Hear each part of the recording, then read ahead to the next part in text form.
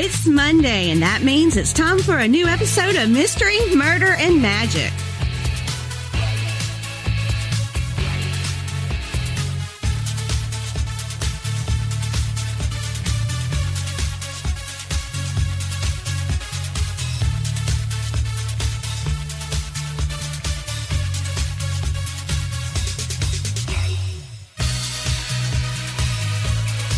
And here's your host,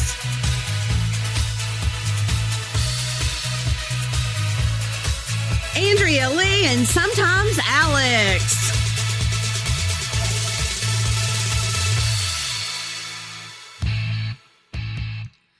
Y'all don't panic. It's not Monday, okay? It's just I don't have like a bonus episode intro, so I use the Monday morning one. But anyway, y'all, hello and welcome to a bonus episode.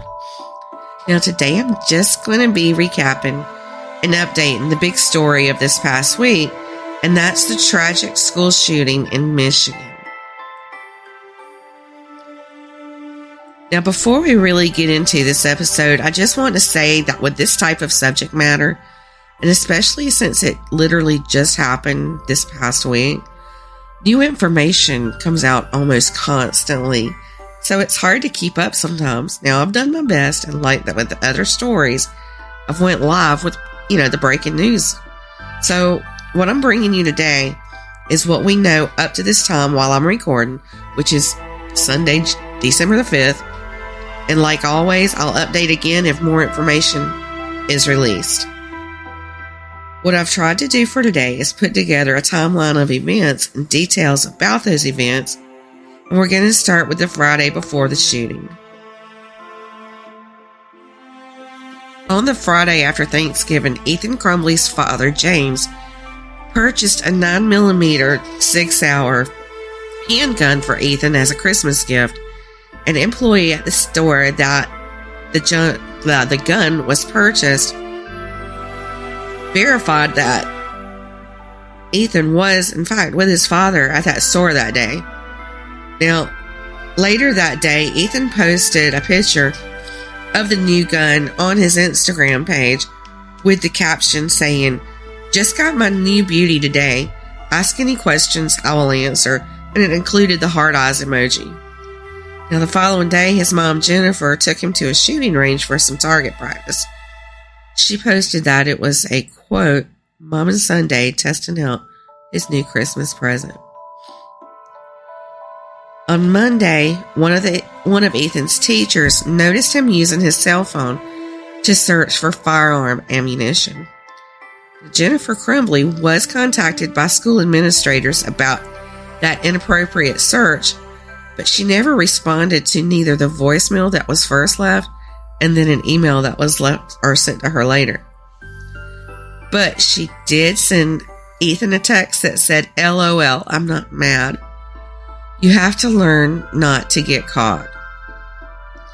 Now, y'all trust me when I say that I'm using so much restraint today for not giving my opinion on any of this. I just feel like right now is not the time, but soon it will be. Now, it's also been said that on Monday night, Ethan recorded several videos where he's talking about killing students. Well, the following day, the Crumbleys were called to the school for a meeting after a teacher found a very disturbing drawing that Ethan had left in his desk. Part of it included a handgun with the words, "The thoughts won't stop, help me." On another part of it was a drawing of a bullet and the words, "Blood everywhere." And perhaps the most disturbing part was a drawing of a bloody wounded person with 2 bullet holes. And there was a laughing emoji drawn by it. Also scrawled on the note were the words, "My life is useless and the world is dead." Now, when the teen met with his parents and the principal, he brought his backpack with him. And even though they were shown that drawing and knew he had just received a gun only 4 days prior to this, they never once mentioned the gun to Ethan or others in the meeting. School officials recommended that Ethan leave the school with his parents for the day, but his parents refused. They were also told that they had to get counseling for their son within 48 hours. But only 3 hours later, the 911 calls to dispatchers started pouring in. Now, once there was news of an active shooter on the campus made public, Jennifer sent Ethan a text telling him not to do it. Soon after that, James Crumbly arrived back at their home to check to see if the gun he had purchased for Ethan was still where he had left it, which the prosecutor has said was in an unlocked drawer in he and Jennifer's bedroom. When James discovered the gun was missing, he immediately called 911 and he informed them that it was possible that his son could be the shooter. While his parents were texting and making calls, Ethan was methodically walking the halls of Oxford High School, shooting and killing random schoolmates. Video surveillance from the school that day shows Ethan going into the restroom with a backpack, and shortly after he comes back out without the backpack, but he's carrying the gun. Now, police were able to take Ethan into custody as he emerged from the restroom a second time, and he was still carrying the gun. At the end of the day, 3 students were dead and 8 others, including a teacher, were in the hospital with varying degrees of injuries. Now, the following morning, a 4th student passed away. Those identified as the deceased are 14-year-old Hannah St. Juliana, 16-year-old Tate Meyer, 17-year-old Madison Baldwin, and 17-year-old Justin Schilling. Now, after the Crumblies learned of their son's arrest, they advised him to not talk to anybody, and then they lawyered up and pretty much left the area.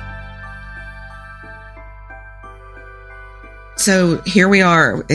It's now like Wednesday, December the 1st. And like I said, another student had passed that morning. But on that day, Ethan was formally charged as an adult with murder and terrorism. And get this, y'all, he's actually facing a total of 24 charges. He was arraigned that day, and his lawyer entered a guilty plea on his behalf. Also on that day, a video that was taken in a classroom during the shooting emerged on social media. In the video, you can hear, it's like a male's voice on the other side of the door of the classroom trying to convince someone, and I believe that was the teacher, if I'm not mistaken. He was trying to convince them to open the door and that all was safe. He even said he had a badge and was with the sheriff's office.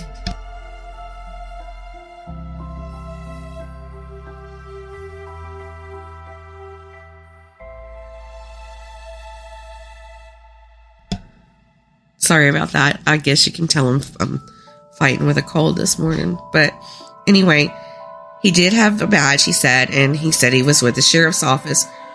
But then he used the word bro. I think he said, like, come on, bro, or something to that effect.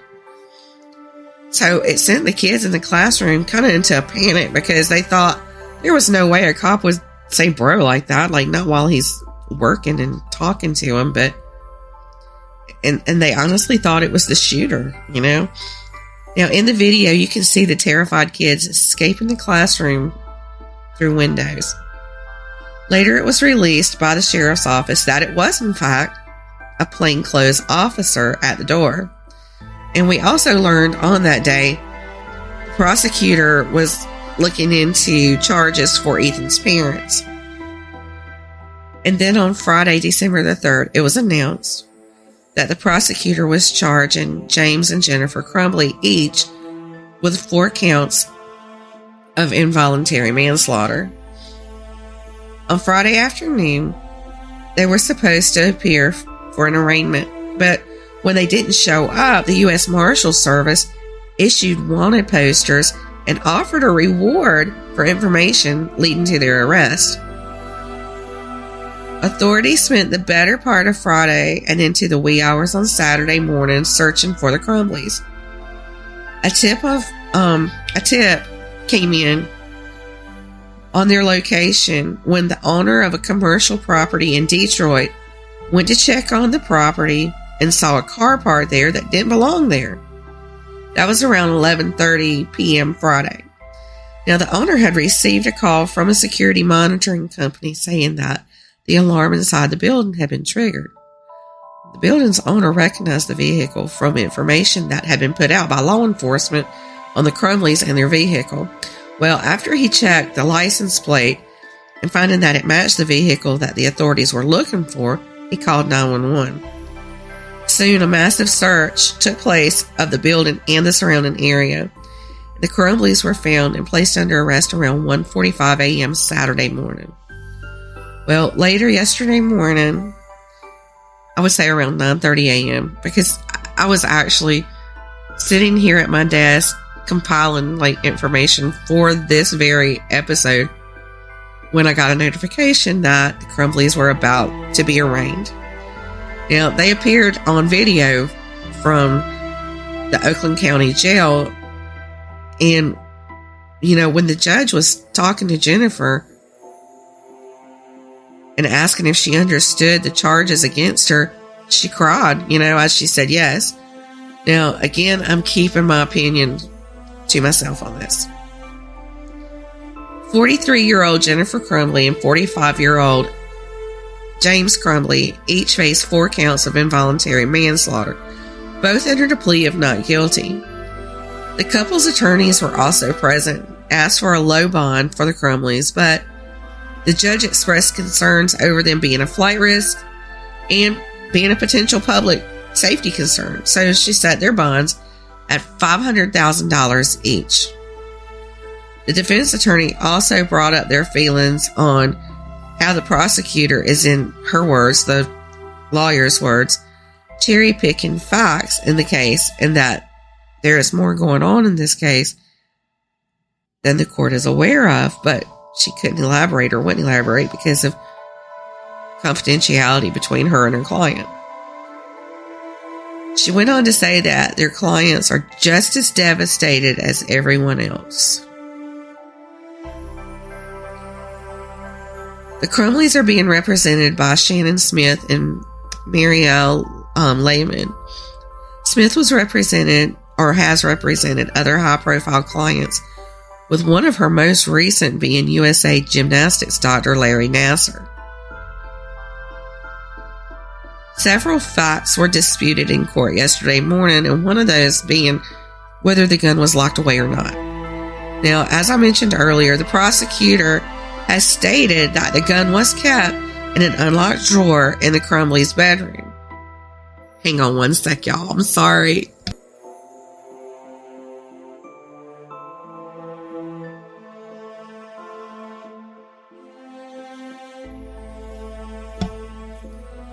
Sorry. Okay. But anyway, so like I said, the prosecutor has stated that the gun was kept in an unlocked drawer in the Crumbleys' bedroom.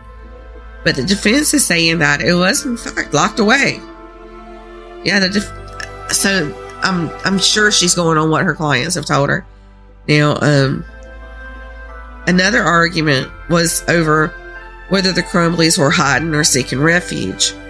The defense attorneys claimed that the Crumbleys had left town due to safety concerns, and they had left the night of the shooting.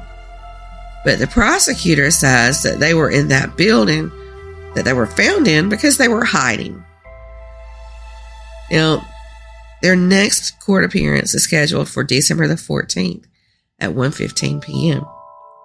Now, I want to go back to Wednesday for a moment and talk about the condition of the surviving victims of the mass shooting.